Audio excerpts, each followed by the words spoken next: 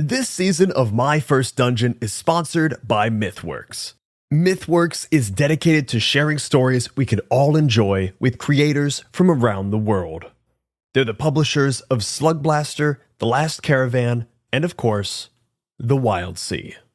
We are thrilled to be working with a company that makes such great games and that is so dedicated to uplifting creators and the actual play community.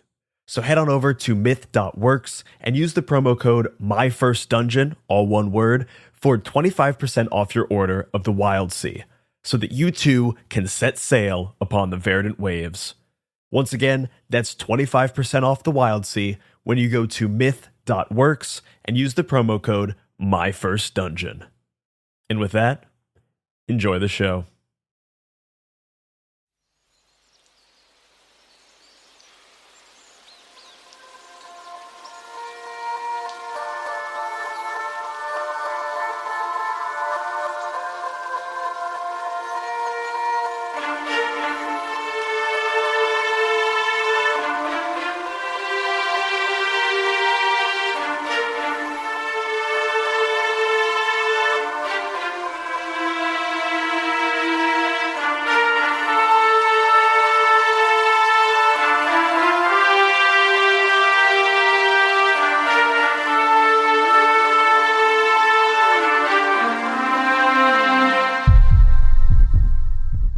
Heartbeat.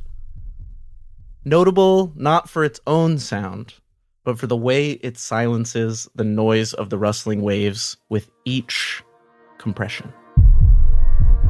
The black ichor that flows in and out of the heart drips down the walls of the engine room as the lifeblood of your ship is sent through once more.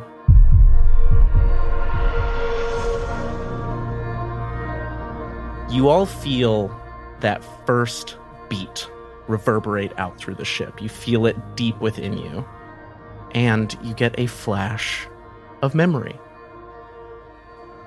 I would like to go around and have each of you share a memory for each heartbeat, whoever would like to start. And I would like you to incorporate another crew member into that memory, pretty please. And I have some words that I can give you to inspire that memory. I'll give you one at random when you choose. I'll take a random. Okay. Brian, you want a random? Yeah. Your inspiration word is betrayal. Jesus. A memory of betrayal.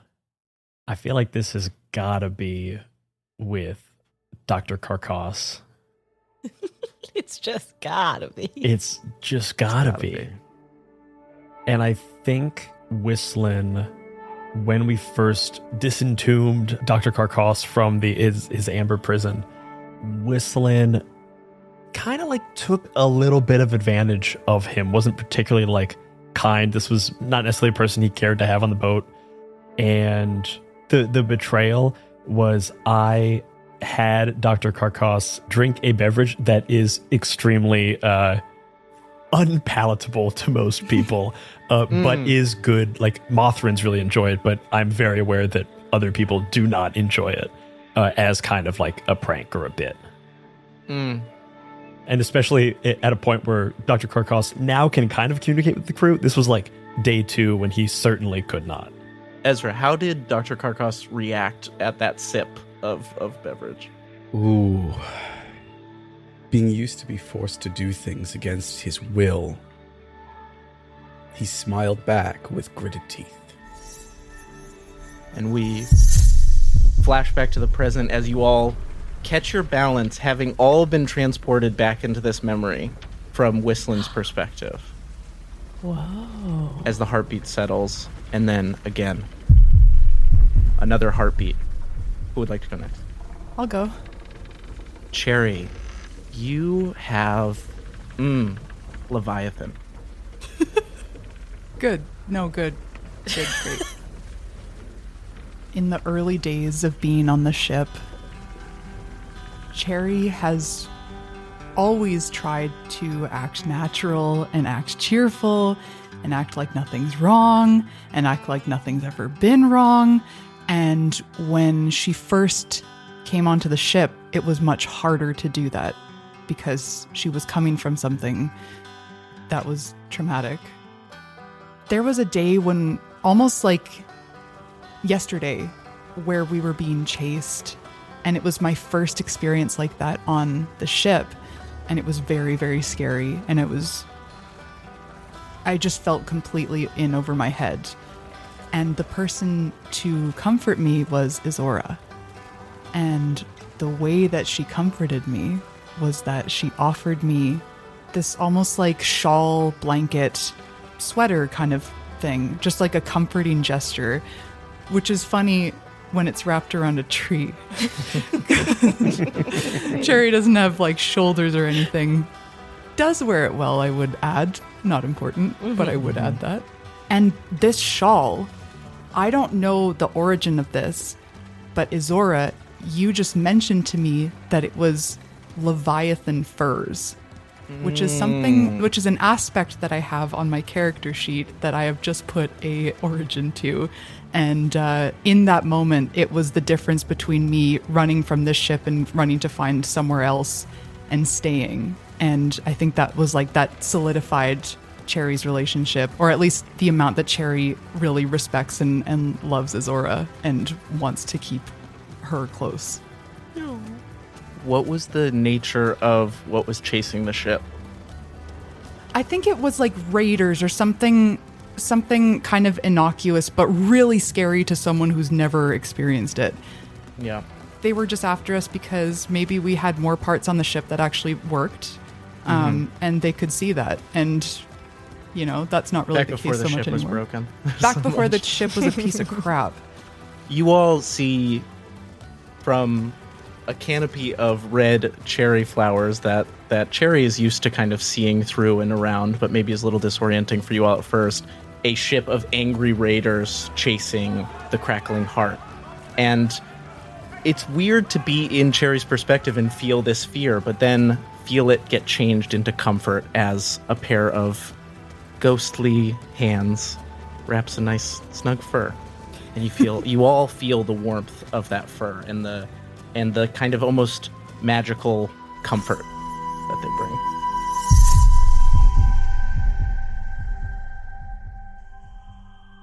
You all flash back to the present. You're now fully disoriented, almost like a little nauseous by experiencing these collective memories, and the heart beats again. Who goes next? I will take it. All right, Bat. Your word is silence. Ooh. Okay.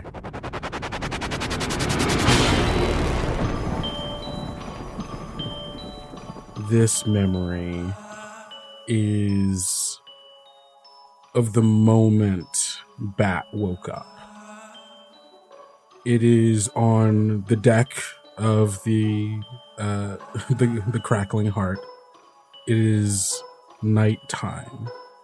Starry sky above it, and the soft, like whirring down sound of an engine as traces of voltaic energy dissipate. Bat is on the ground, still struggling to keep form as masses of tiny bumblebee bats wriggle and writhe together, trying to hold on to each other in the vaguest way they can remember that they should be. As Bat is there struggling to hold an image of itself, Whistlin is present.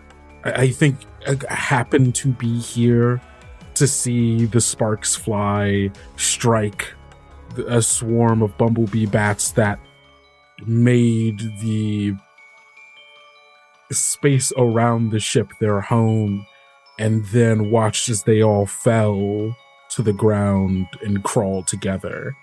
And I think in this moment there's silence as just the struggled grunting of bats trying to mimic the sounds of vocal cords. Whistlin, what was the silent gesture that you made that welcomed this new creature that you had no obligation to be kind to initially? When the lightning struck, Whistlin was hanging out on deck, just like looking around, keeping an eye into the distance, strumming a song. And when this lightning struck, it was loud enough to cease him immediately, just out of pure fear and sudden, loud noise. And I think when he sees all these bats kind of coming together, like he hung out. I've hung out with the bats before. They're usually kind of around me in the crow's nest, They seem to like the song and the pitch of my voice. And when I see them all of a sudden becoming one creature, I think my first instinct is to just try to pick them up and right them and help them get their sea legs. You all experience the memory of first many small creatures at once, and again, a disorienting experience that none of you are accustomed to. And then as they form together in this deeply uncomfortable process, you are reminded of something that you all know, which is the soft comfort of Whistlin that he can have for each of you sometimes on the ship. Maybe not Ezra, but For most of you, though. for most of you. Where is everybody on the ship while this is going on? Izora's up on the deck. Yeah, I'm up on the deck. Cherry too. Do we hear the heartbeat as this is happening? The heartbeat is what is lockstep with these happening. It's not fast. It's with each heartbeat you are getting pulled back into. So this is like a moment before the next heartbeat. I think I feel the heartbeat and I kind of maybe recognize what it might be coming from and start moving almost like drunkenly towards the engine room. From the underthrash platform, Ezra's doing the same thing, shambling through the halls of the ship, trying to reach the engine room, being struck by each memory, almost down to their knees and back up again. I think Bat is also making their way, I think following Dr. Ezra, but I think unlike Whistlin and Dr.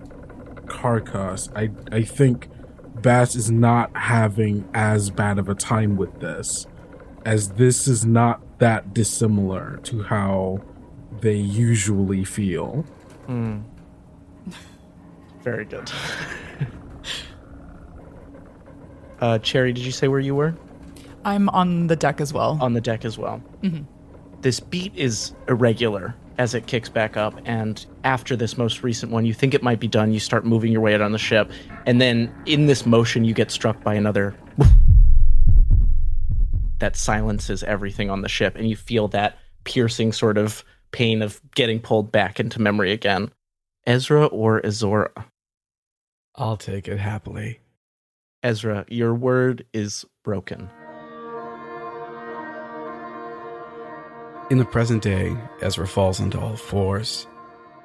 But going back, they're fluttering through books in the engine room and trying desperately to communicate to Izora in languages that he has no capability to truly understand. Who he is. Every word comes out like broken glass. It means practically nothing. Nothing is the right word chosen, as he's trying to grasp the fact that the language he spoke, the language he knows, is dead. Izora, how do you help this stranger who can't make heads or tails of all of the languages of a new world to them? Izora is no stranger to being in new places and having to start over. So she knows it will be unsettling at first, but she uses her mesmer qualities to connect with you mind to mind rather than language. And it doesn't go over great at first. But you get used to it. You all feel, from Ezra's perspective, first the pain of being in a world that it has moved well beyond you in terms of language, like you have a shard almost in your brain keeping you from understanding. And then you feel the entrance, some of you have probably felt, of Izora's mind into Ezra's mind. It's helpful, but it's disorienting. And Ezra's continues to look down at the book in frustration, though perhaps a little bit calmer as we... This next one comes almost instantly. You who have been moving through find yourselves having fallen over and supporting yourself on hands and knees as you're moving to the engine room. Whistlin, you reach up for your face and you find that your nose is dripping with a black ichor like a nosebleed. Oh. As the heartbeat... Izora, the last word, your word is lies. Oh, goodness. Izora was the first member of the crew to come on and has slowly but surely grown to quite dislike Captain Kelly. For she feels with each person who comes onto this ship, they are not getting the same story that she got or that anyone else is getting of why they've been hired and why we are here.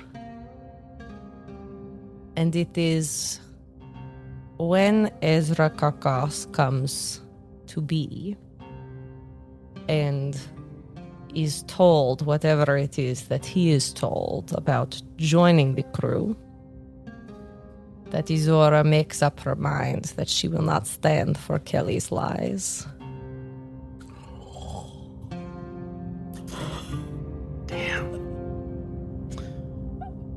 Ooh, I think I'm going to leave that at that, as you all feel the understanding of someone who spends a lot of their life within their own mind and within the minds of others has marked Captain Kelly with distrust that you all feel as you come out of this memory.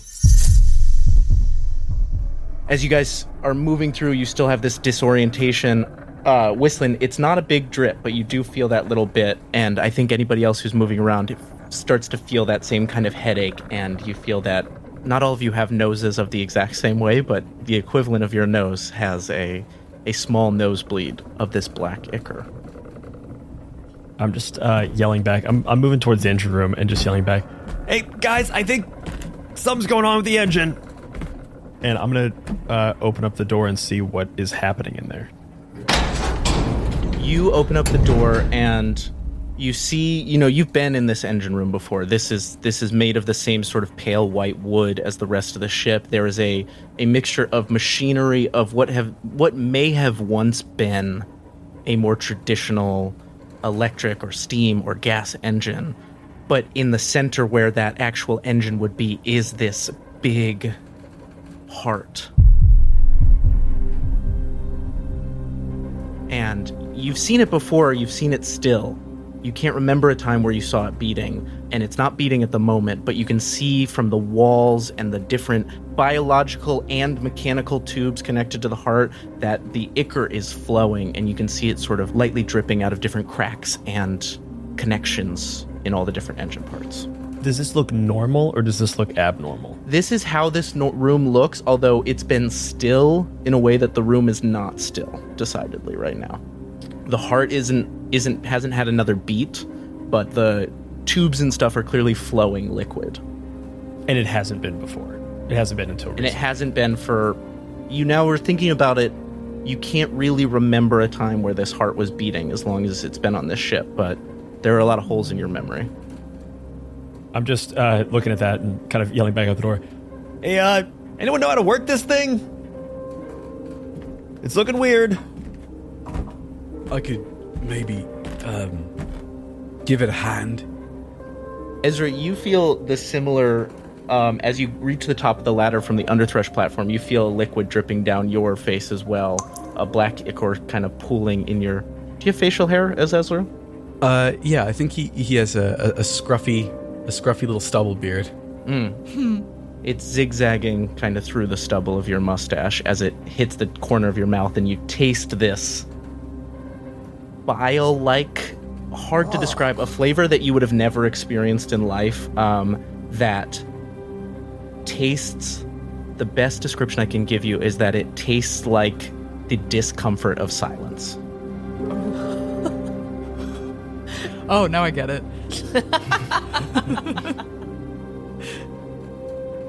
Pulling out a small handkerchief, Dr. Carcoss just stuffs it up his nose and keeps rushing over.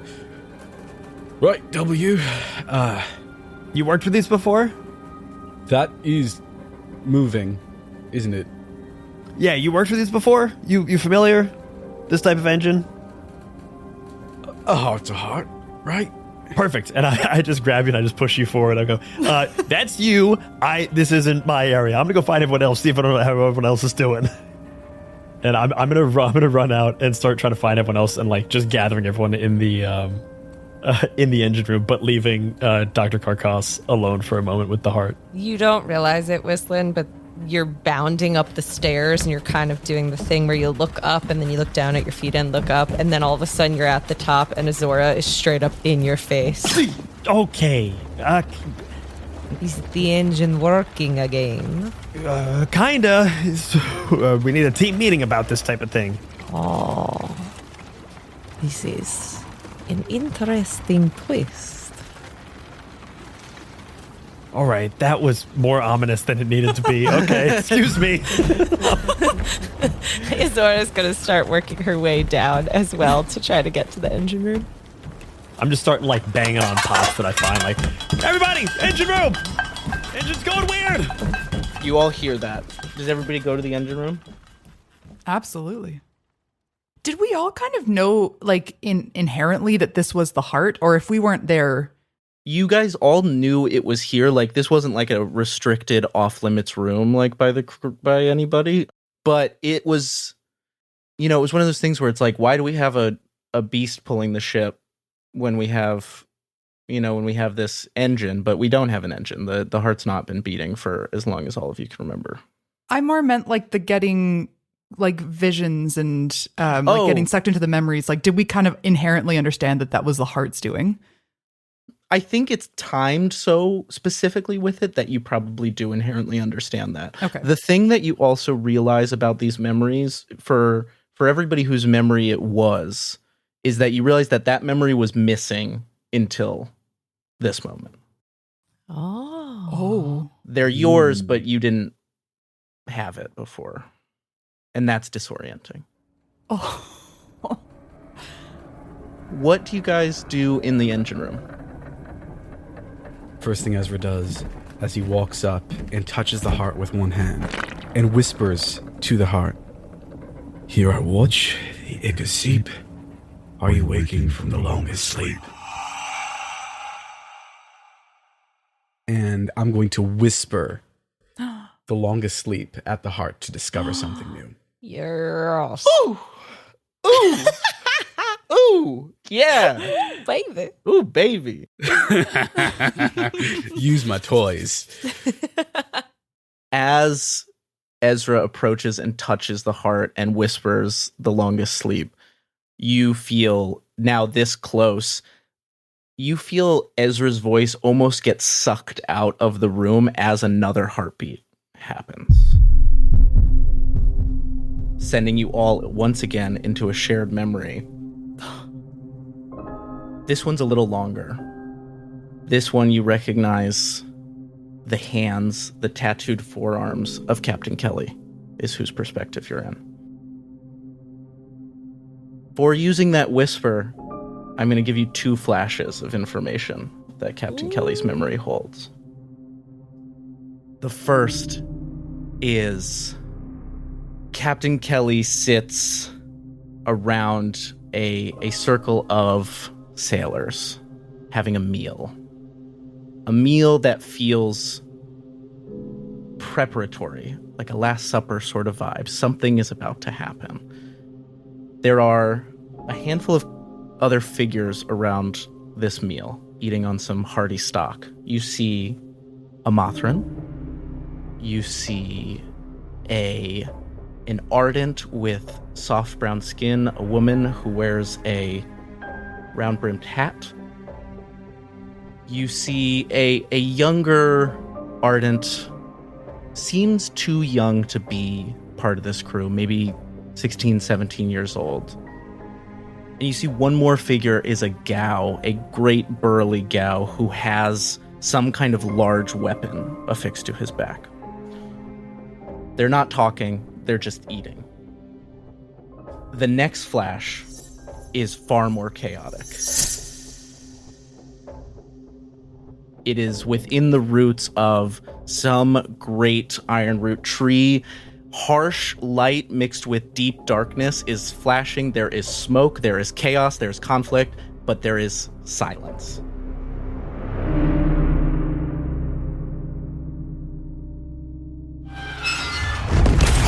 Flashes of explosion, flashes of silence. In and out. Screams of pain, flashes of silence. You see, from Captain Kelly's perspective, you see the dead body of the ardent woman tossed aside by something large, like their body completely disfigured. And Captain Kelly is dragging the body of a near-dead Mothrin out of this area as the silence goes in and out, and you can see in the peripheral of her vision the smoke and something gigantic fighting around and falling. And then you flash back.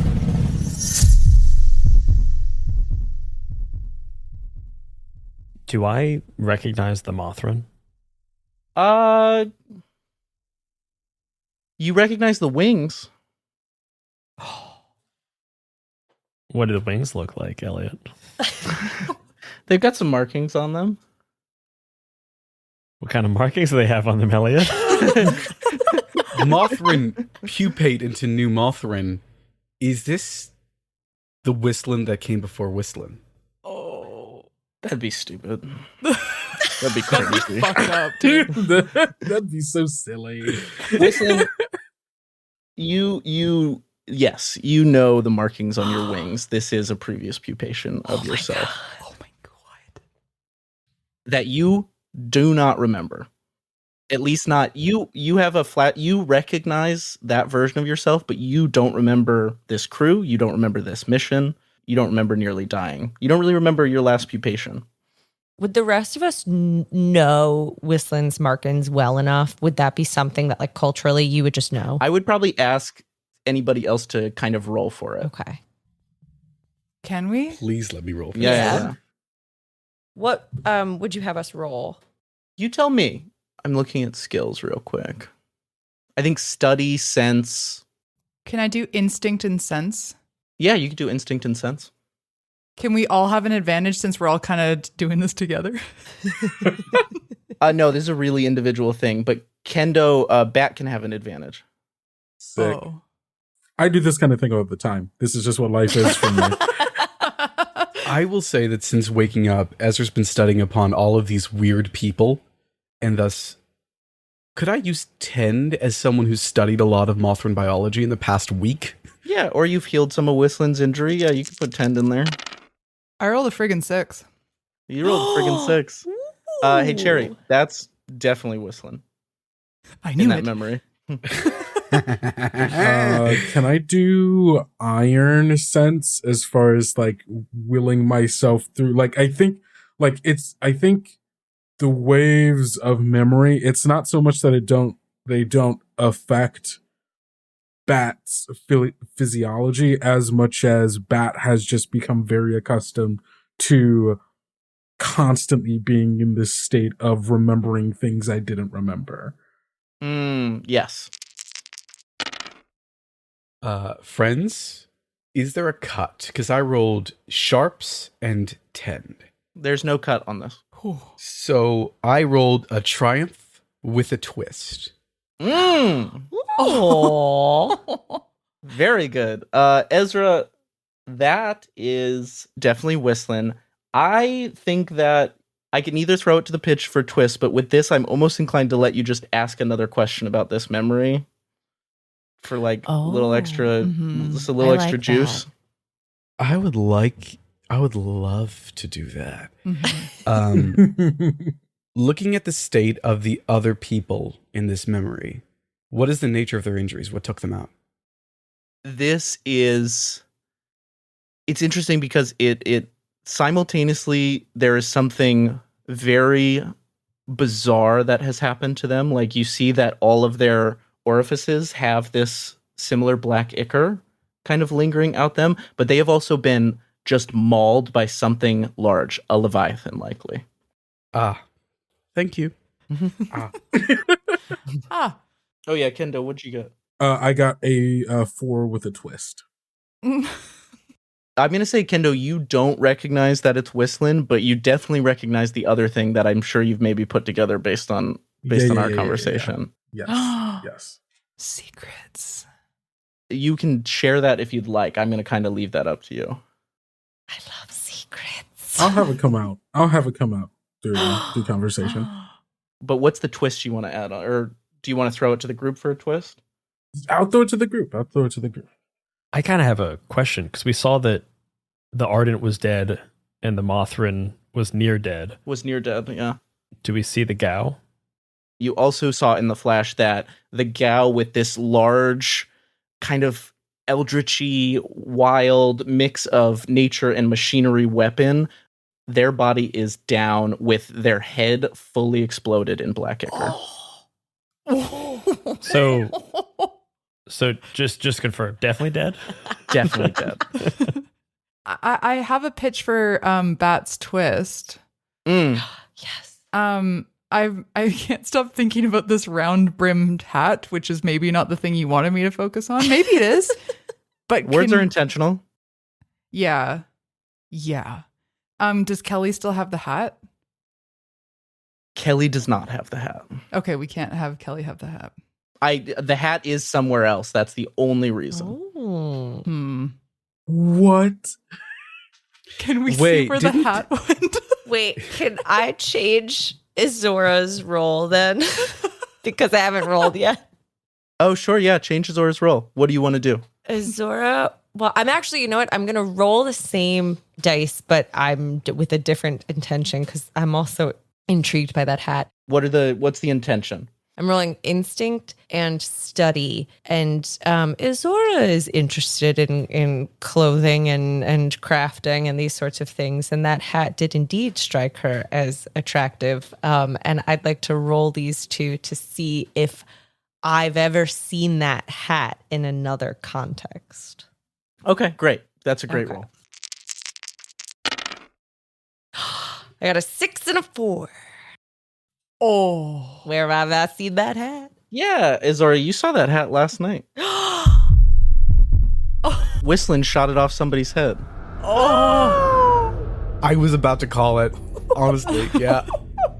Can I, because I was running around banging on pots and pans trying to find everybody. Do I see Captain Kelly? Captain Kelly has not come and joined in the engine room. I want to find Captain Kelly. Okay, great. Run up, and you see Captain Kelly is laying, and is just like, is sitting kind of reclined on the deck in the morning sun, and has her flask with her, and like wipes just away this black ichor with her nose, and is just like drinking. Hey, you want to tell me what the hell that was? I'd love to if I knew. Your memory's not as bad as mine. My memory's pretty fucked up. But, supposing that was you that I carried out of whatever that was. But I don't remember that day. What do you remember before that? Days before, weeks before, you must have had something that got us there. Yeah, but we need to go through my life story. Hey! I'm not fucking around with my memories. I don't care about your life story, I care about mine, and mine has a big hole in it right now. Widlin. Come on. Hey. We're all friends here. And don't screw around with me. I mean it. I don't remember what happened to you. I know we worked together at some point in the past, and then at some point we were on this ship. But and then she stops herself. I don't remember. Missing a hat?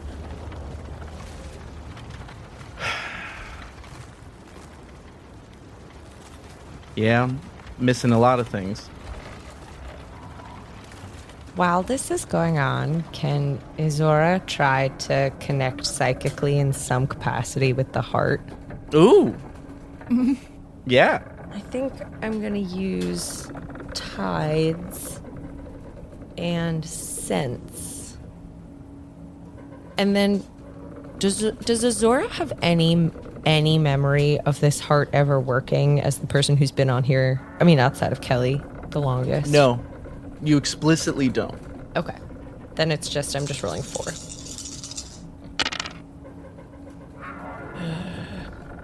The highest is a 5. 5. Okay, so conflict. So with a drawback. What is your intention connecting with the heart? What are you trying to get out of that connection?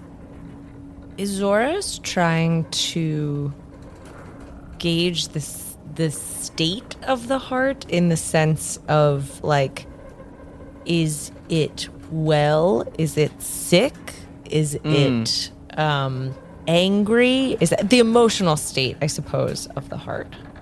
I need you to roll to resist what the heart does back to you as you try to enter it psychically. Totally. Totally. Cool. Yes. How does that roll work? You are rolling to brace yourself mentally. Okay. So choose some appropriate skills for doing such. Bracing myself. Can I assist in this? Can I give an advantage? How? Because I'm right there, and I think I see enough of the flash across Izora's face to lay a gentle but supportive hand on her shoulder. Okay. If this goes wrong, it's also going to hurt Ezra. But I get an extra die? But you get an extra die. I'm doing veils and sense, which Great. would have, because Izora frequently taps into things that she has no clue what's going to be on the other end. Absolutely. So that's 4, but now so it's 5 total. Great. Abby, please don't fuck this up. Hey, Abby, don't fuck this I up. want 3 twists. The top number is a 5, and there's 2 okay. of them. Okay. Okay. Okay. Here's what happens.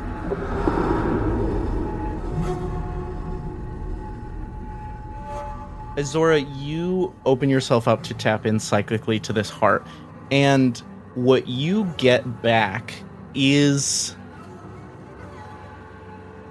not a voice, but a force that says, "Put me back." That knocks you on your ass and pulls Ezra with you. You're both going to mark Meyer. Oh my goodness. Ezra, you, when she does this and you touch her, you get a flash with your ghost sight of a body around this heart that towers beyond what your vision can comprehend for a flash. You get a large body of something alien and something big and something uncomfortable. Almost on instinct, Ezra pulls out a revolver that doesn't work and clicks back the hammer, aiming it at the heart. But it's non-functional. It is, however, pre-verdant heirloom, and I can mark that instead of Meyer. Oh, very good. Wow. Your soldier instincts kick in. Damn.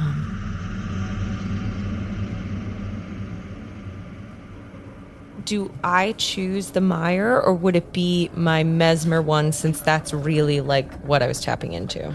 You can choose the Meyer, whatever makes kind of sense to you, I think. Okay. This is just like things you fall back on when you've experienced something horrifying. I'm gonna check then my Meyer, which says your own thoughts are cloudy or mercurial, and the combination of all these flashbacks and memories that were not Izora's, but maybe they were, but who knows what's happening, in combination with this experience, Izora feels very disconnected from her own mind right now. You have what I would say are pockets of silence in your otherwise very busy mind. Just when Ezra pulls the gun, Cherry just kind of panics a little bit, and she's like, okay, I think everybody needs to calm down. I'm gonna go make some tea. Everybody relax. Calm down. Everything is fine. And Cherry's going to leave the room and start preparing a pretty large batch of tea.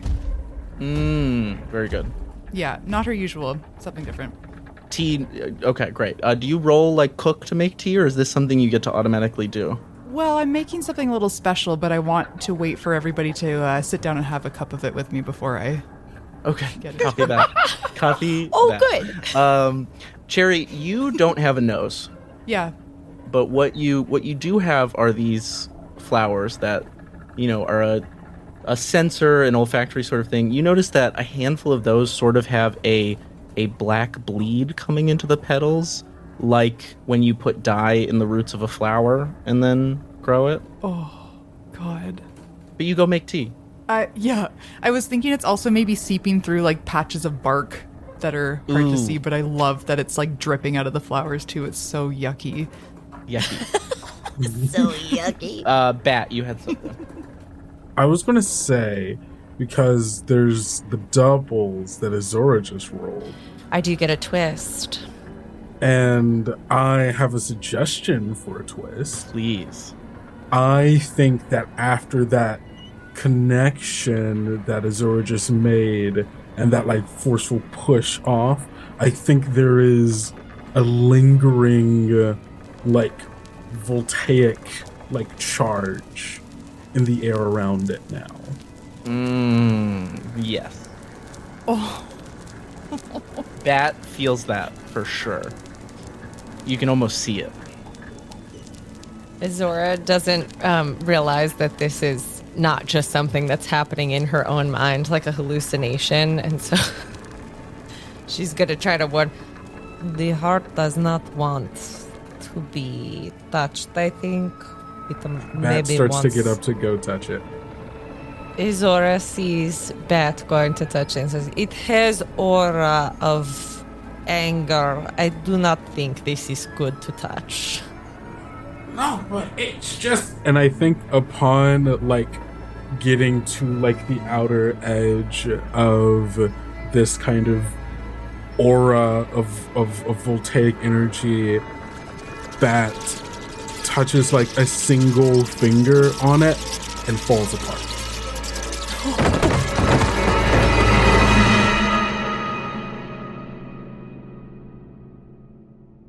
And I'm gonna burn Shirk the skin just because, that's fun. Why not? Just because. You touch it, Bat?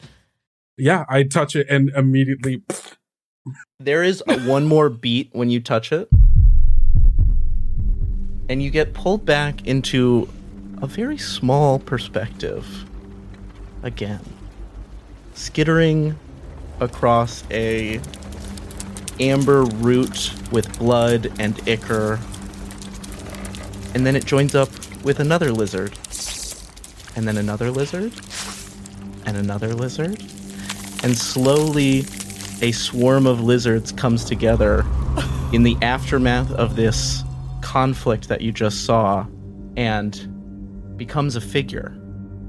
And you can feel them getting a sense of themselves and going to the Ardent with the round-brimmed hat, who's dead. And they collect that Ardent and leave this area. And that's the flash of memory you get.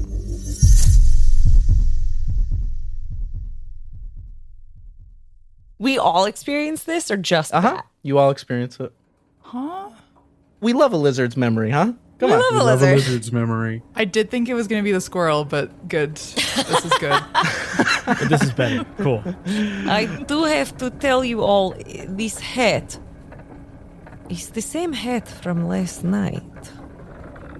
I recognize this when I look across the waves.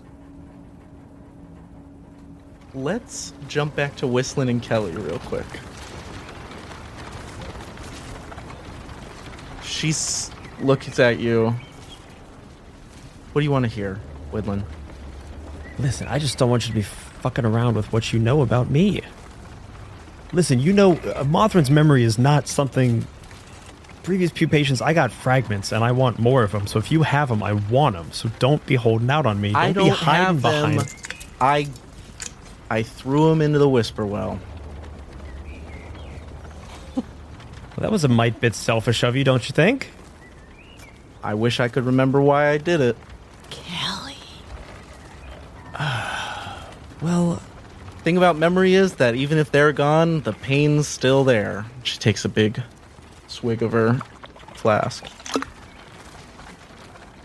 Guess I know a small part why now. yeah. Jesus. Listen, I'm part of the crew, but don't... I'm looking for memories. I'm looking for songs. I'm looking for stuff. Don't go throwing any more things into a whisper well, okay? Yeah, okay. Sorry, for what it's worth. All right, crew meet downstairs. The heart's doing something crazy. Yeah, all right, yeah. She wipes, like, a tear out from under her eye. I'll be right down. And I head off down to the engine room. I think if it's okay, I think Cherry bumps into you, like either on the stairs or just like, maybe just like right as you hit the stairs from the deck, and she's got her big wooden bowl, the massive one, and it's full of stuff and water. And yeah, I think maybe we connect a little bit, and it the meniscus kind of, jiggles. I hate that. Cut that. It's staying. Keep it in. Add sound design to that, Brian. Brian, could you pop in a meniscus jiggle in there? Just be clear. What meniscus are we talking about? The tea. Never mind. Forget it. The big It's very bowl. thick I tea. see. Very thick. I see. The tea in the bowl. Midnight Muscadines is a cozy, dark tabletop role-playing game where light and shadow intertwine in a fractured world. Players take on the roles of marmoteers, brave adventurers who journey into the untamed wildernite to collect the elusive Midnight Muscadines, craft magical jams, and protect the fragile light of Nim. Through collaborative storytelling and resourceful gameplay, players weave tales of courage, community, and the pursuit of balance. Will you preserve the light, uncover the truths hidden in the shadows, or reshape the balance of the world forever? Midnight Muscadines is perfect for fans of Studio Ghibli and Sea of Stars, who seek to capture the magic of exploration and the heartfelt adventure in a world where small heroes make a big impact. Play Midnight Muscadines as a traditional GM'd game, GMless, or even solo.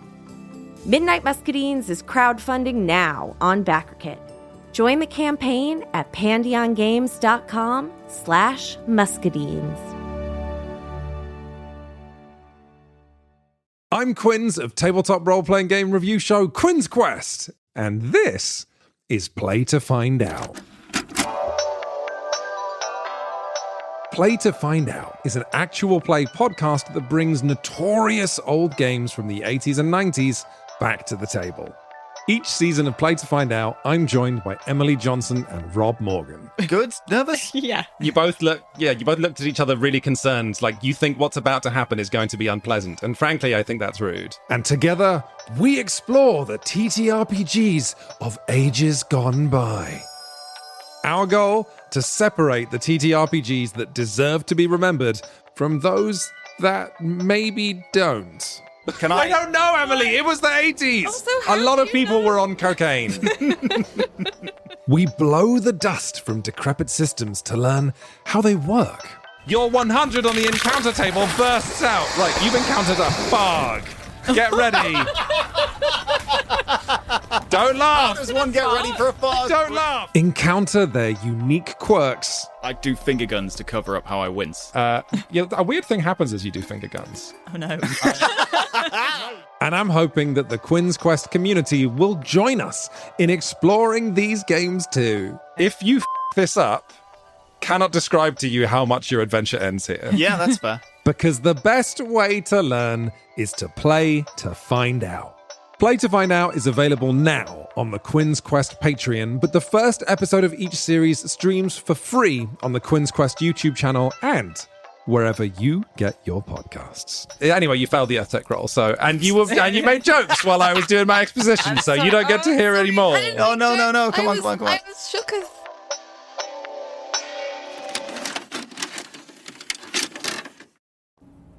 Just clarifying. What kind of tea is this? A nice. No. Not the quality. The contents. What's the contents of the tea? I call it nice tea. It's my name for it. So it's not just the quality. It's actually what it is. And there's I have ginger in it, like I always do. A little bit of tree bark, some marshmallow. So what? I'm really busy right now. I'm trying to make tea for the whole crew. So maybe we can talk about this later, okay? Is everything okay up here? I heard, argument sounds. It's fine. The Captain's done something very unthoughtful. Oh. But it's fine.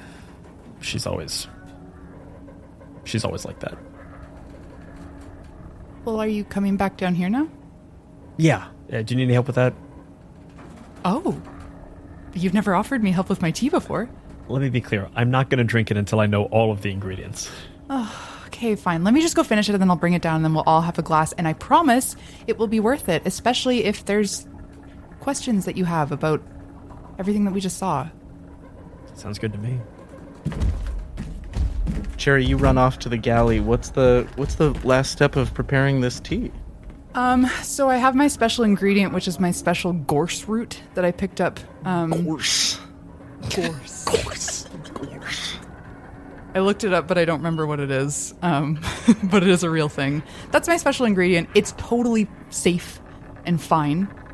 I say to myself, to no one in the galley. I'm just frustrated. It's totally safe. It's totally fine. And somewhere else in the ship, Whistlin just sneezes. And I go and put a little pink peppercorns in it that I grind up half of them and leave half of them intact for the color. That's all. Okay. It's nice. It's nice. Whistlin comes to the engine room. Mm-hmm. Captain Kelly joins a few moments later. Oh, Whistlin, Kelly, the heart, it has bad aura. It's do not touch. As you see, the bat has been discombobulated. It wants to be returned to its body. That too. The heart. I'm sorry? What? The heart, the beating heart of this Leviathan that nearly killed your entire crew, talking directly to Captain Kelly, wishes to be returned back to its body. That doesn't seem right. That seems like a thing we shouldn't do. Seems like an easy no. Probably a reason it's out. Yep. This is, well, Izora is she wants to ask Kelly a bunch of questions, but having remembered that she doesn't trust the things that Kelly's saying. I love that you said that. That was so good. I was like, have you been looking at my notes? Goddamn. Maybe I'm not explaining myself well enough. Let me switch to low sour from Chthonic.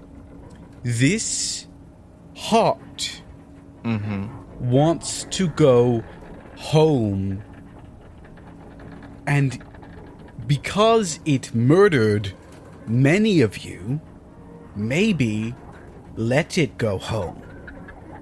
Does that make more sense?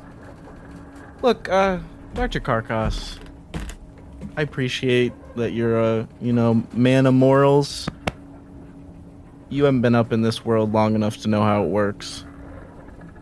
My morals aren't in question. That thing is nosebleed us. Okay, but it murdered. It tried to kill me. So, I figure if it killed me and Captain Kelly here got the heart, that seems like we're square to me. Absolutely.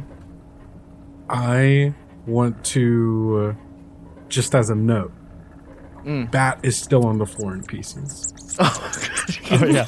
I think Whistlin is helping to gather Bat up. It's just kind of pushing. All of the bats seem way more sluggish than they normally are.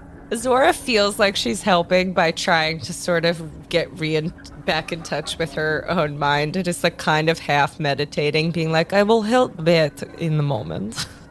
Yeah, Whistlin's just physically picking up bats and stacking them on top of each other, trying to fill, just trying to make. They're all like drunkenly, like laying on top of each other, and like they're not really making much of a shape at the moment, as much as they are. For one reason or another, it seems like they are trying to coalesce as you put them on top of each other.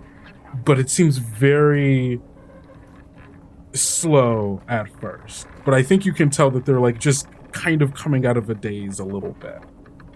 It's like a puzzle without any corner pieces. I don't know which one goes where. While Carcoss is not helping this deluge of bats, there is a little furry squirrel just like picking up each bat in its mouth and slowly trying to hand them back to Whistlin so they could be built up. Thank you. I think it finds a lizard on the floor as well. It's a squirrel. It's just gonna put it with the rest. Yeah. Izora this doesn't have any mechanical value because she's not in any connection to anything. She's just humming and like channeling vibes towards Bat. Good vibes. Good vibes. Okay. I'm gonna deal with the bats now. Everyone out of my operating room. Oh, I thought we were having a crew meeting. Do that in the hallway place where the food is. Mess hall. Or galley, yeah, maybe. Do that at galley. Galley. Yeah, do that in the galley. Yeah, we got a galley. Thank you. All right, Dr. Carcoss, cool off a bit. We'll see you in the galley in a few. Takes a swig from her flask and walks out. Izora's gonna follow behind Kelly way too close. She looks over her shoulder. Oh, fuck, God. Izora, hi. Captain Kelly. Good to see you. We are having meeting. I suppose so. I am eager to hear what you have to say, oh Captain. Yeah, me too. She just spends the entire walk, like, just breathing down her neck. way too close. I've just got like a big tarp that I've gathered up all the bats into, and I'm just kind of like waddling with it and looking ahead, being like, glad it's not me. Like picking up Legos? No, bring it back here. I'll reassemble. I've got this. Oh, you're putting Bat back Oh, together. you got it. Oh, okay. And I put it back down. Yeah. I just take the tarp and pull it slowly back into the engine room, just making sure no bats fall out of it. I keep finding them in my pockets in this gray coat of mine. I'm just like chucking them back in, yanking, chucking, backing. I'm just imagining Ahab the squirrel like scurrying everywhere, picking up the bats as they sort of tumble out of the tarp. Exactly that. Yes. Doing like a parkour off of equipment to go get more bats. Ezra, can you give me a roll to help put our friend back together? Not normally I would. Yeah. But I'd like to do something a bit different, if that's okay.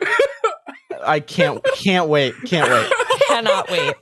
Ken, it was great having you on my first dungeon. Yeah, no, it's been wonderful. This is where we learned that Carcoss is the big bad who's slowly killing us off one by one. You left me alone. This is your fault. This is when Elliot says, I'd like everyone else to take off their headphones, please. Oh, God. So I viciously throw each bat inside the heart, letting it grind. No. Oh, my God. I'm not doing that, I swear. Okay, I go... there's the wall in here, because this is where Carcoss basically has his crew quarters, because this is where he was awoken. And there's a wall there of shelving, and he picks a small jar up the shelf. A jar full of his old fears. A jar that's filled with poison. But in this case, handy for a different purpose. And as he uncorks it, he pours some into a small dish and sets it on fire, lighting the incense and allowing it to fill the room with a sort of salty, smoky smell. And I'm going to mark my jar of old fears and heal a mark of mire from any member of the crew, this case bats, and gain a whisper based upon that mire's nature. Yeah. Ooh. Nice. So Bats' mire was his voices being disconnected, right, Bats? Yeah. It was all of the different bats kind of not in unison. Do you have a whisper in mind already, Ezra? I can give you one. Give me one. Yeah. I'm thinking a chorus of voices would be nice. All right, let's do a chorus of voices. That's good. As this sort of hypnotic incense fills the air. All right, Bats, I feel like that this division between you and... Is that a lizard? I'm not going to ask questions. This division between you and yourself, it needs to come to an end. So now listen. Breathe in, nice and slow, all at once. Breathe out. Breathe in.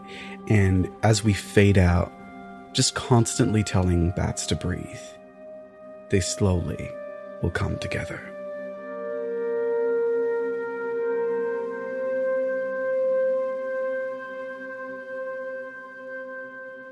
As bats begin to climb upon themselves, wrapping their leathery arms around each other, creating the form of Bat once more, I think it occurs to Dr. Ezra that Bat looks very different now. No longer gangly and misshapen in some places due to a hazy remembrance of a form. Bat has a complete idea of what it should look like because it has seen it for the first time in a long time. And it's still strange. It is still a body with skin of thin leather with writhing forms underneath, but it isn't... Well, it's certainly not tall anymore. It's rather short. Around the size, like... What would we say is the average height of a 17-year-old human? I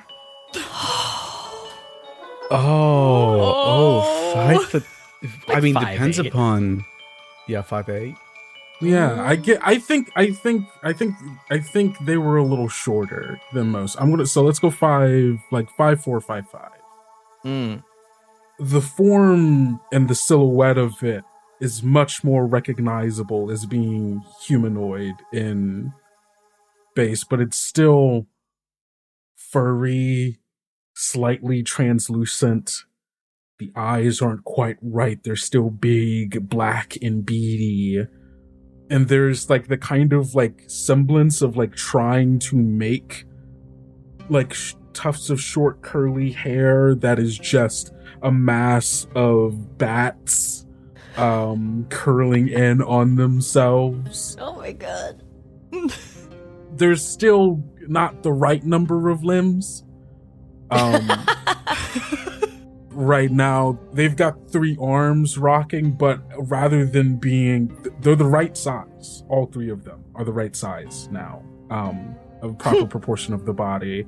And the 3rd arm has decided to stay right above the right clavicle, kind of building out as an arm, resting like a little bit like hunkered over the back, kind of resting a little bit on the shoulder. And that's Bat now.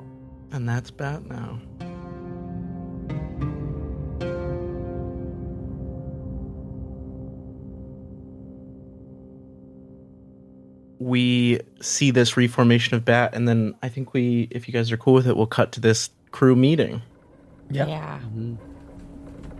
Whistlin makes his way to the galley and sees Cherry off in the background, whipping up some kind of brew, grabbing a bunch of different stuff that he is not familiar with.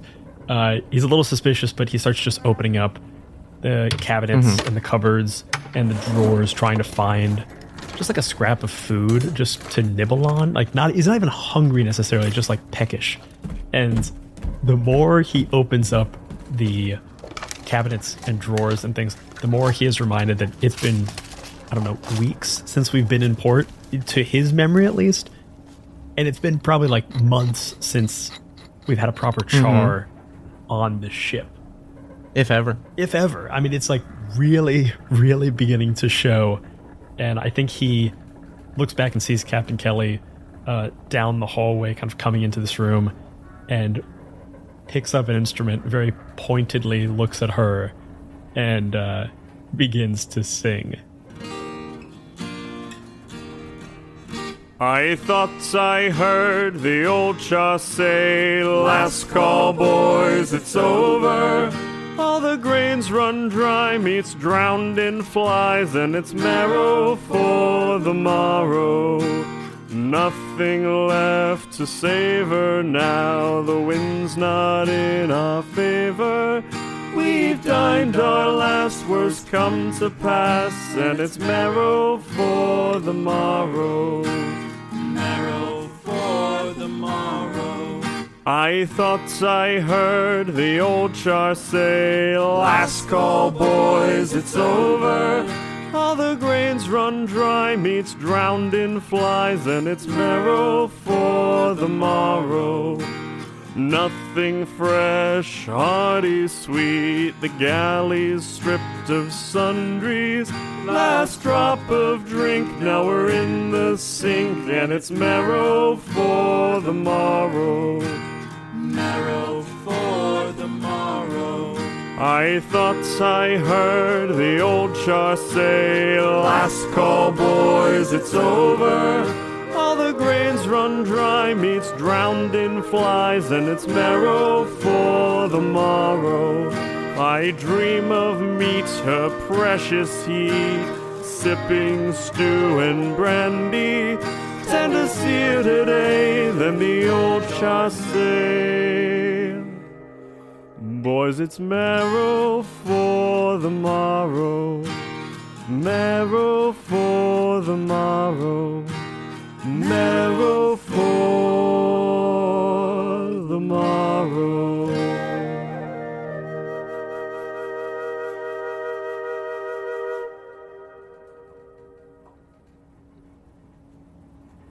As the last few notes of Marrow for the Morrow plays, everybody arrives into the galley for this meeting. As Cherry brings in a tray of nice tea. I have set the massive wooden bowl in the middle of the table, and I've gathered like sort of the mishmash of mugs that none of them match because we probably gathered them from everywhere we've stopped.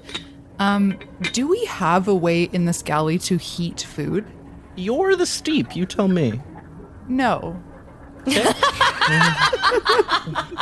Man, if there's nothing I like, it's a decisive answer. No. Well, I mean, I mean, this is your room to make shit happen, so yeah.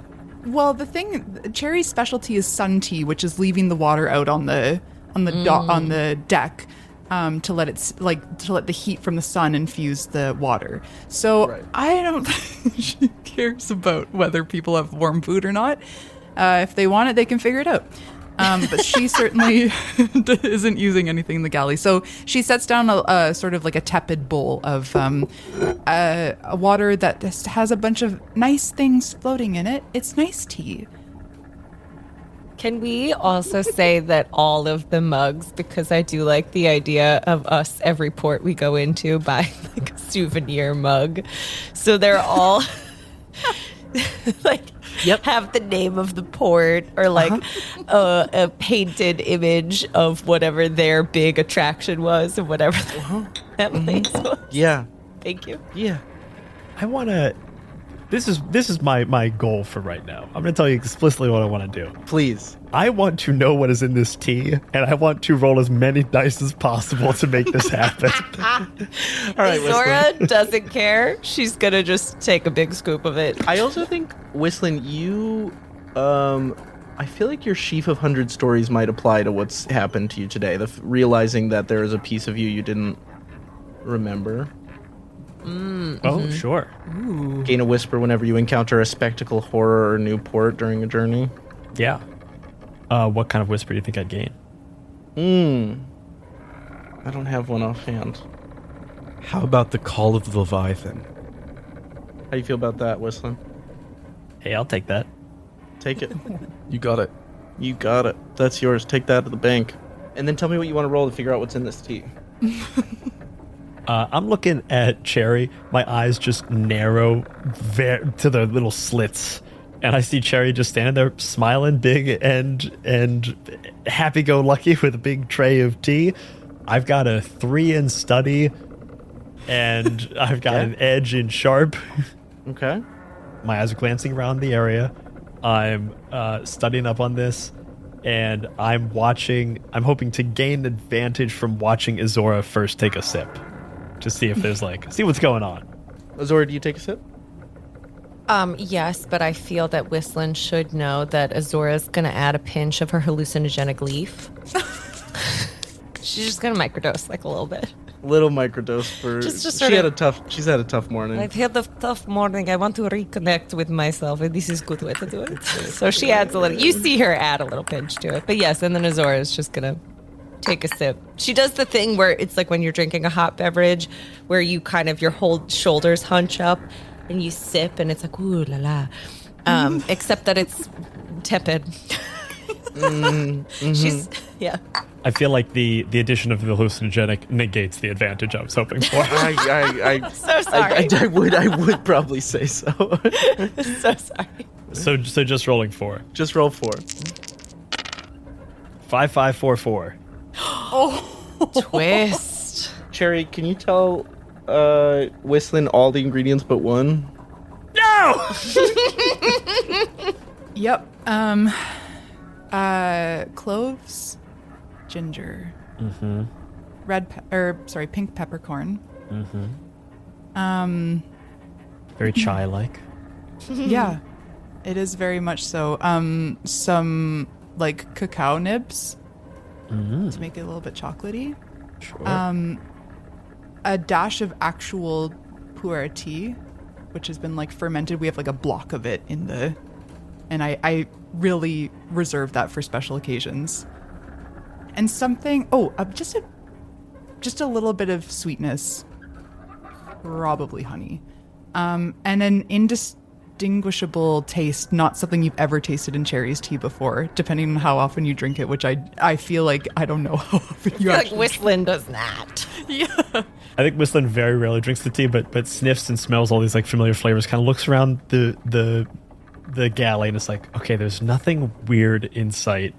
I see Izora drinking, I'm like, that doesn't matter. Can I make a twist recommendation? Because there were twists there. Oh, there was a twist. Oh, yeah. Just smelling Izora's tea as they sip it, Whistlin might actually believe that the hallucinogenic is in everyone's tea, not just Izora's. I'm just looking at him like, I look over at Izora and I see the amount of hallucinogenic she put in her tea. I'm like, that's less than her usual dose. Where'd the rest of it go? And I just kind of lowered the tea and I'm just kind of holding it as politely as I can. Kelly spikes her tea. Good. It doesn't really matter how you take it. You can add whatever you like to it. But I did have an idea that I thought maybe would get us some answers, because feeling like today has been a little confusing and a lot. And sometimes you just need a good cup of tea to, just to center your thoughts. And then Cherry grabs a mug and fills it up with the tea and whispers into it as she says, and just find the truth in steam.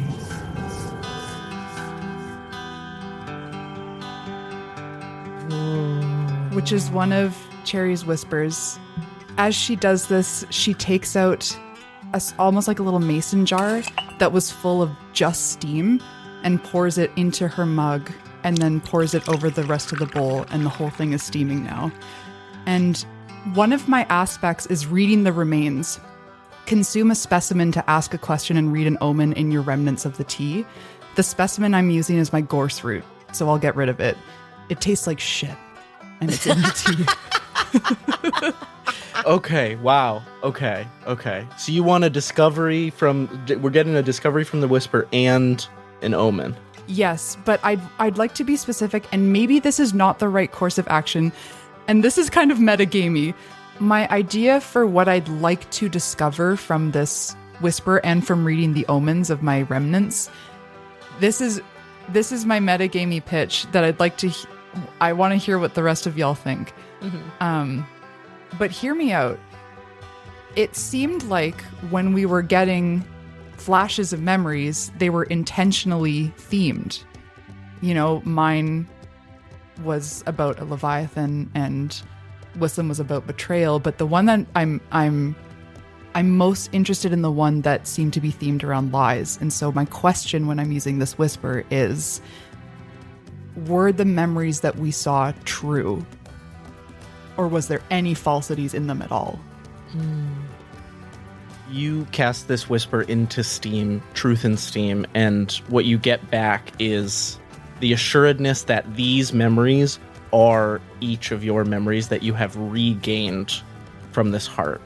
Furthermore, you understand that this heart doesn't have, and the being that it came from doesn't have the kind of motivations where it would lie to you. It's more of a natural force than something with like greed or betrayal or lies to it innately. And you also understand that you gained these memories back from the heart, but the heart was also the thing that took them from you. Mm. That is deeply concerning.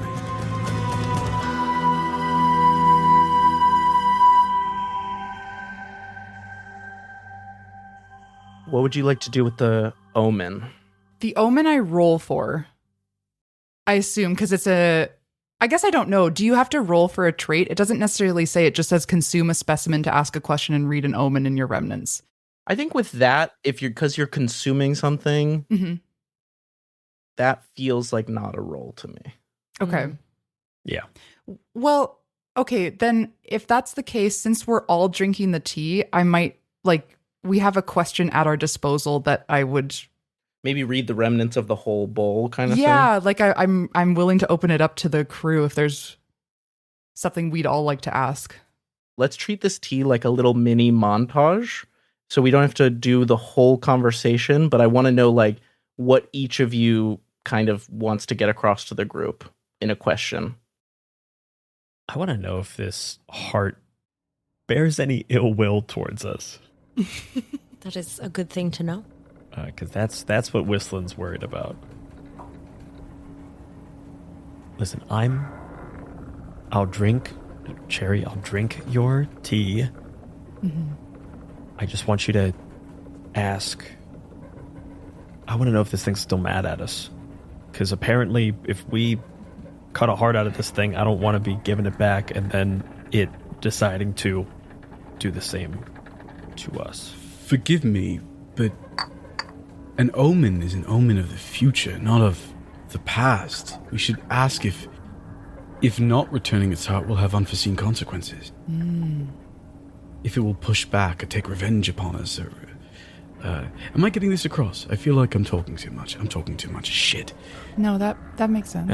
Unfortunately, he makes a good point. Yeah. Izora puts a hand on Ezra to sort of quell you. You're not talking too much. Again, because she's just so damn quiet. You didn't see the hand coming, and you're like, hey! You do not talk too much. You are okay. But I agree that it is future we are looking for, and whether this heart wants to be returned to its body, or if it wants perhaps an alternative future that is not on this boat. I like that. I also think there's maybe the possibility of asking what length it will go to get what it wants, because that might tell us what danger we might be in. Probably none. It is a good thought, Cherry. Bartholomew, any thoughts?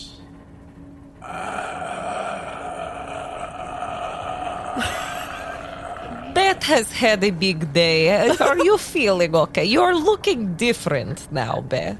Can I just kind of like smack you on the back a little bit, like almost like trying to burp you? Like, here we go. You get your voice back. A bat falls out onto the ground.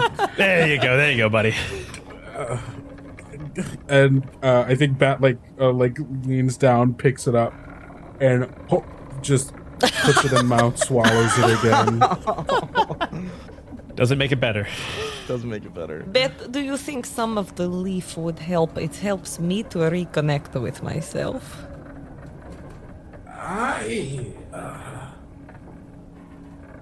Yeah, sure. Yeah.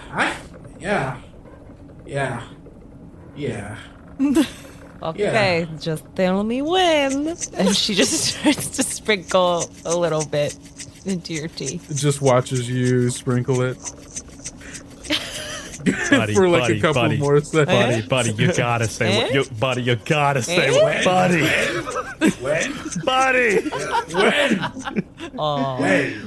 When? The rest of the season is actually Bat's hallucination.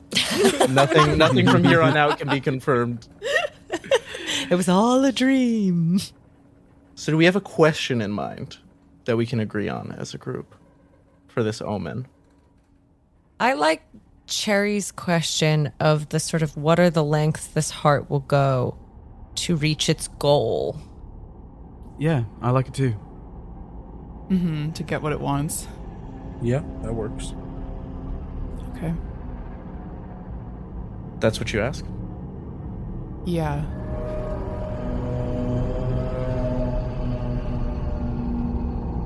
You guys finish sipping your tea. Maybe you get to a point of idle conversation again, but it's a weird day. I think you maybe just finish your tea in silence. And Cherry, you pick up the bowl and, look at it at some different angles. And what everybody else sees is kind of a vague representation of what you see with much more clarity with your steep abilities and your connection to omens such as this. What you see is a depiction of the heart dripping into the mouths of many different creatures. Oh my god. Whistlin's really gonna try to tune that out. I'll take the recap from one of you. I'm not saying it works, but he's really trying to tamp it down. And all the creatures have jet black eyes. Oh no. Are these creatures Beasts and plants and... So this is the same Ichor that was coming out of everyone, correct? Correct. Question, because I don't know if we did. Bats also have this Ichor? Yes, there's no reason you shouldn't, other than the fact that you're many little bats. But I think the head bats, I think their little noses had little drippies. Little drippies. Are you trying to make it cute now? Yeah, making it cute, little drippies. We know too much. Izora's real freaked, and she's trying to play it cool, but she's not. And so she's gonna try to very silently, almost like the meme of Homer Simpson fading into a bush, sort of fade back out through the door and wants to go check on Clarabelle. Before I go to Izora and Clarabelle, anybody else want to say anything in this meeting?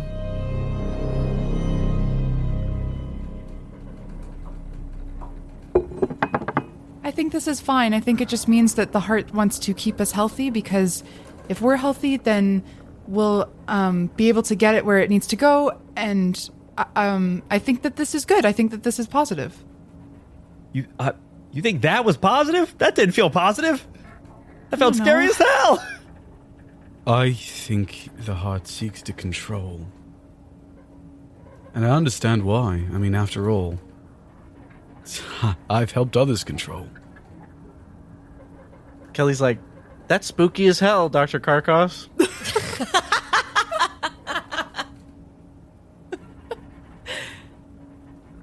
And then Kelly leaves.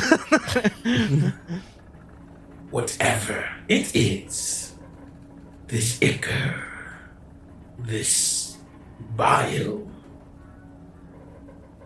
it is already in us. It dripped out like blood, so it must be in the blood. And I have spoken it. My whisper in the blood. In the blood? Oh, And if I'm remembering correctly, speaking... Can I go back into the past and shove the bats into the engine again?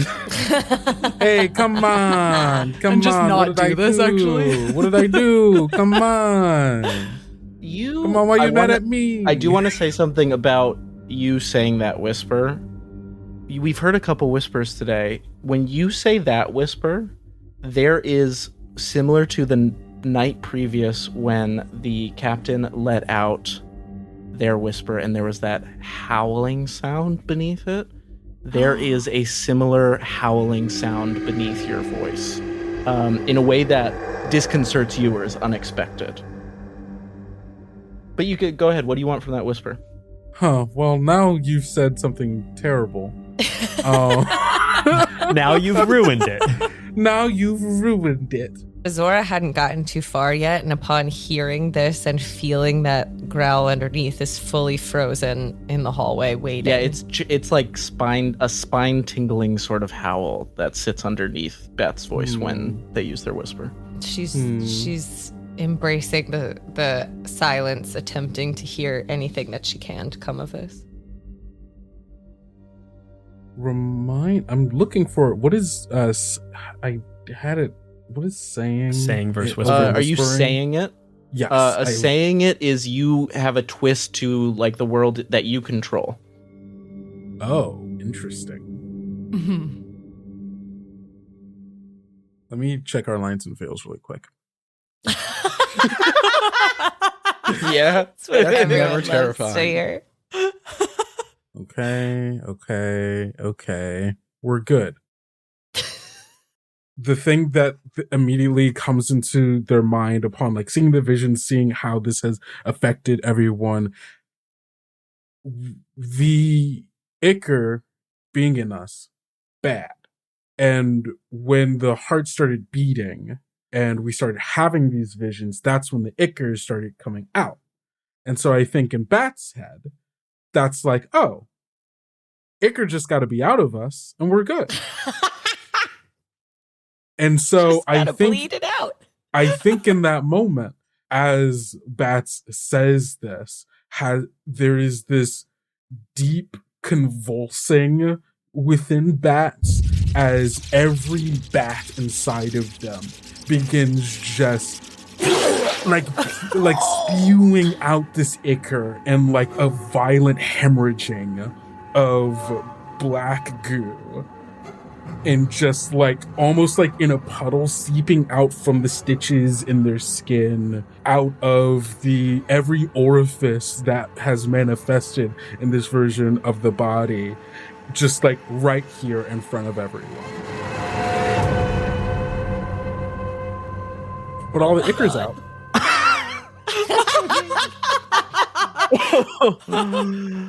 I'm gonna double down if I could. Fucking double down. Seeing what's happening with Bats, Ezra softens his voice but speaks clearly when he says, "Understanding these wretched noises, we must join as a chorus of voices."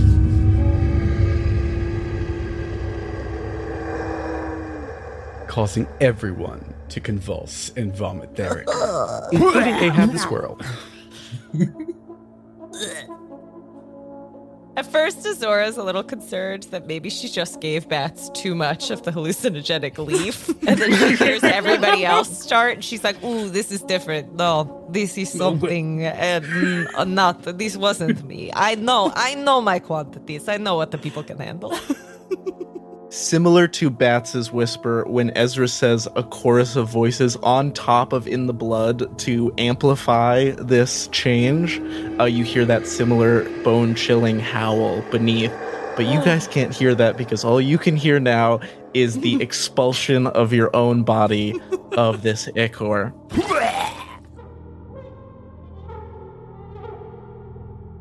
Man, sorry, I was just trying to think where to go from there. Did you predict this? Just all of us just vomiting here as a little friend group, as like, you know. I have a sort of a suggestion or a thing I was thinking of. Please.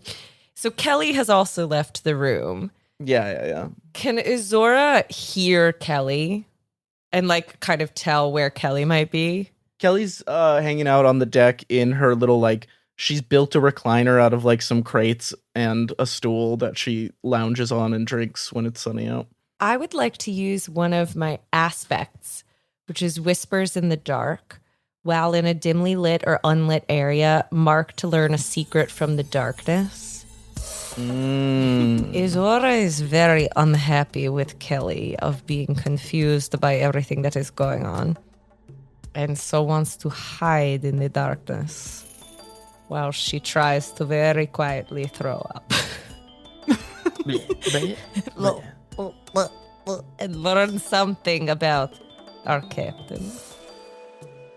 As this Ichor is expelled from everyone, it flows together around the ship, through the cracks and pipes, rejoining with the parts of it.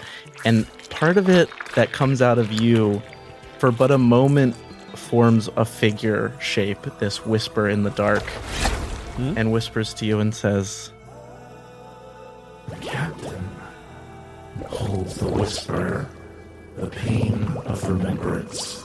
and then collapses into a puddle. That is one of Captain Kelly's whispers, which this Ichor in the dark tells you.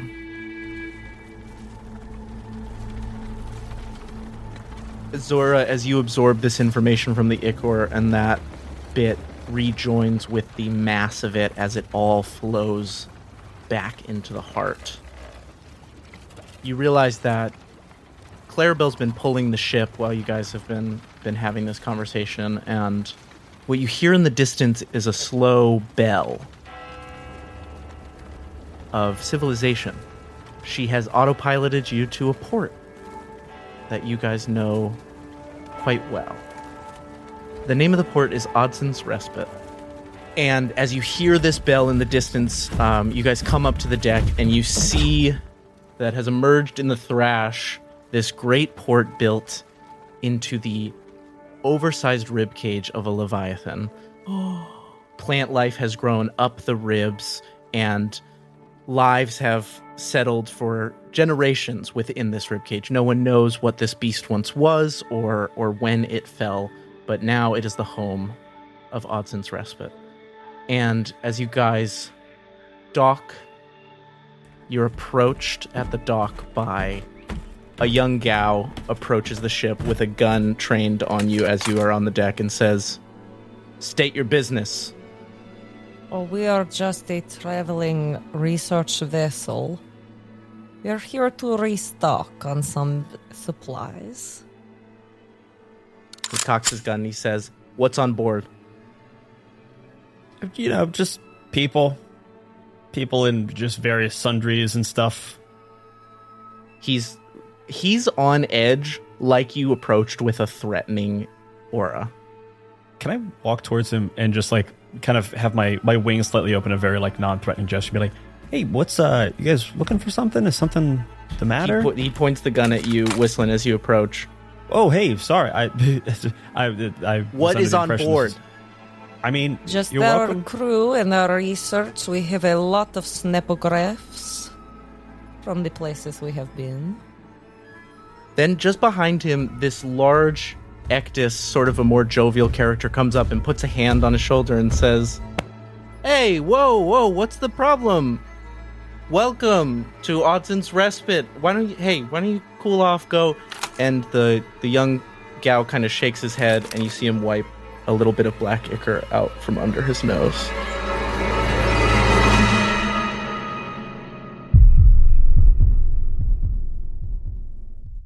And that is all for this episode of What do you mean? The Wildsea. Okay, wait. Okay, wait, but hey, Join us Hang on next a week sec. as we explore Odson's Respite with our crew of little less Ichor-filled wild sailors. Hey, Are good thing we we got that though? Ichor out.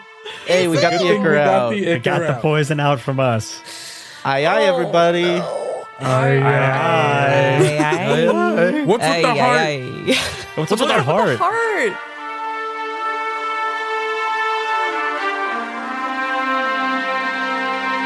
This season of My First Dungeon is sponsored by Mythworks. Grab your own copy of The Wildsea by going to myth.works and use the promo code MyFirstDungeon to get 25% off your order. My First Dungeon presents The Wildsea features the voice talents of Elliot Davis, Brian Flaherty, Abby Hepworth, Noordin Kadir, Kendrick Smith, and Jay Strautman. This episode was produced by Shenuque Tissera and Elliot Davis. Editing and sound design by Brian Flaherty. Theme song and original music by Behold. Additional music from artlist.io. The tree shanty Marrow for the Morrow was written by Brian Flaherty and Jay Strautman and performed by Brian Flaherty with instrumentation by Jay Strautman and Behold, featuring the voices of Jay Strautman, Behold, and Elliot Davis. My First Dungeon is a many-sided media production. To hear the cast talk back and more, visit us on our Patreon. And as always, remember, if you're having fun, you're already doing it right.